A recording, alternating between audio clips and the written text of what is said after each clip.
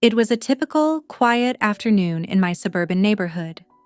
The sun bathed the neatly trimmed lawns and white picket fences in a warm, golden glow.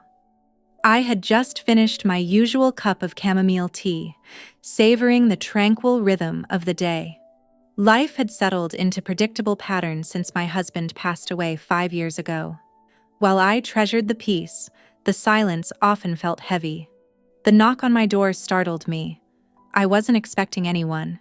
When I opened it, there stood Daniel, my next-door neighbor, looking unusually anxious. Daniel was a charming man in his early 40s with kind eyes and a confident demeanor. Our exchanges had always been friendly, small talk about the weather or our shared love of gardening. But this was the first time he'd shown up unannounced. "Hi, Claire," he began, his voice soft but firm. "I hope I'm not bothering you." "Not at all," I replied, gesturing for him to come in.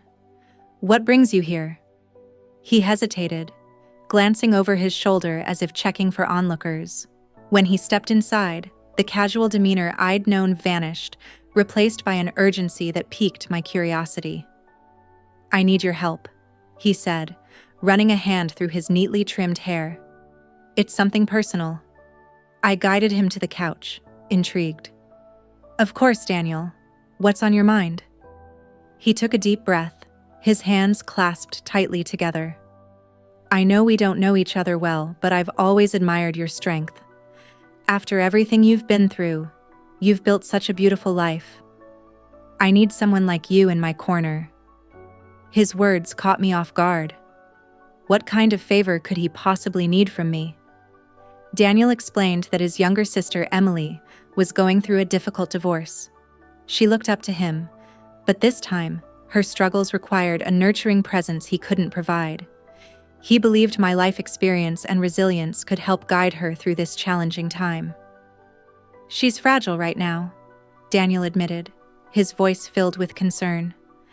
"I think hearing from someone who's been through hardship and come out stronger could really make a difference."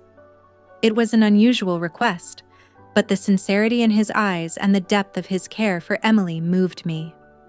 "I'd be honored to meet her," I said, placing a reassuring hand on his.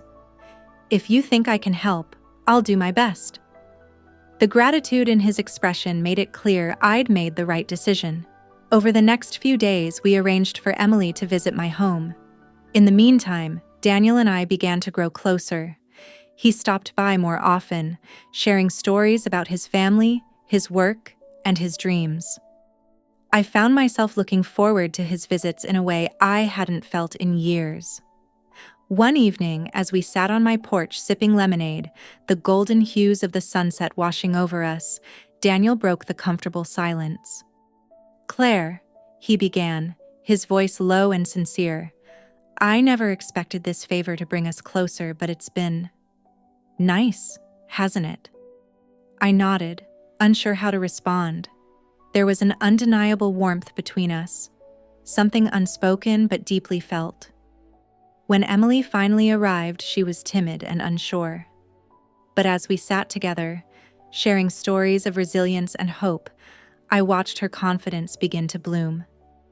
By the time she left, I felt as though I'd gained a friend. Daniel's reaction to Emily's transformation was unforgettable. He hugged me tightly, his gratitude evident in his lingering embrace. "Thank you, Claire," he said, his voice thick with emotion.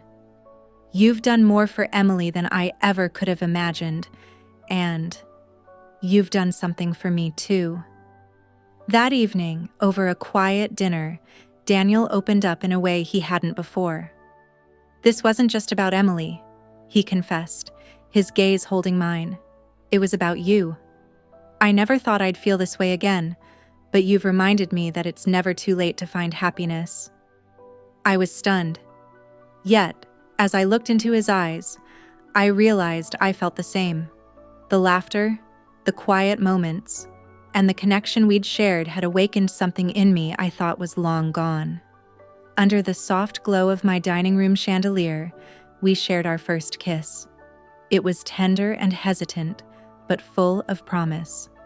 In the weeks that followed, Daniel and I began exploring this unexpected chapter in our lives. It wasn't always easy, blending our histories and navigating our vulnerabilities, but it was worth every moment.